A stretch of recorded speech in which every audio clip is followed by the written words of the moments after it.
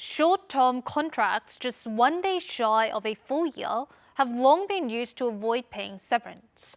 Now the government says even in such cases, workers in the public sector will receive a form of severance pay. Here's what's changing. The Nakdong River Basin Environment Office hired 3 sanitary workers last year. Their work period was from January 2nd to December 31st.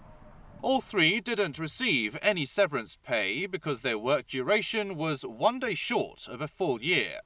The office tried to repeat the same practice this year but faced strong criticism. 명백한 노동 도둑질이자 정부가 앞장서서 악덕 기업의 꼼수를 답습하는 부끄러운 일입니다.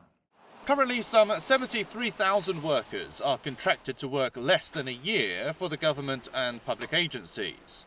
They account for half of all public sector non-regular workers and are legally not eligible for any severance pay. The government will pay a fair allowance, effectively severance pay, starting next year.